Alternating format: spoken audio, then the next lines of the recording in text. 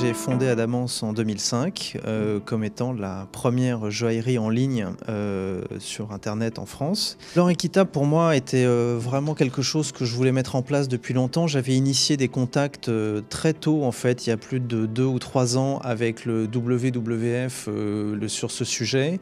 Et en fait, je me suis heurté à beaucoup de difficultés pour tout simplement en trouver de façon sûre, fiable et simple.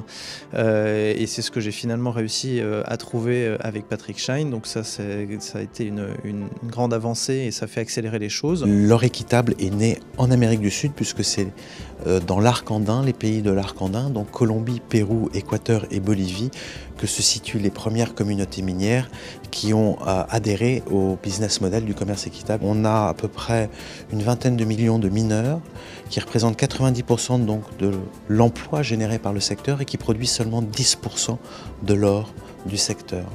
Donc aujourd'hui, ces 20 millions de mineurs qui font vivre 100 millions de personnes sont répartis dans 50 pays tout autour du monde, que ce soit en Amérique du Sud, en Afrique ou en Asie. Ici, on a effectivement le bracelet Good Planet qui a été fait en partenariat avec la fondation de Yann Arthus Bertrand, la fondation qui donc éduque à l'environnement et fait beaucoup de programmes de sensibilisation à l'environnement.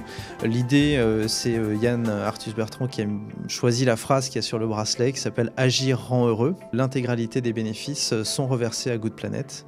Et le bracelet est également effectivement réalisé en or équitable, c'était une condition sine qua non. Et puis il y a une deuxième collection qui est une collection là cette fois-ci qu'il a une collection propre à Adamance, qui est une collection de bracelets, de pendentifs et de boucles d'oreilles, toute une gamme, toujours en or équitable, pour promouvoir et développer l'or équitable sur le site.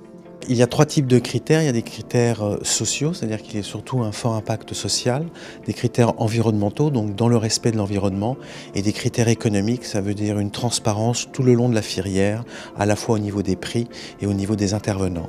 On a sélectionné un atelier qui assure une traçabilité, c'est un atelier qui est dans les Vosges et qui assure la traçabilité complète du lot d'or qu'on a acheté.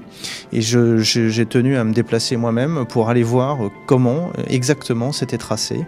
Et en l'occurrence, c'est extrêmement bien fait et très sécurisé.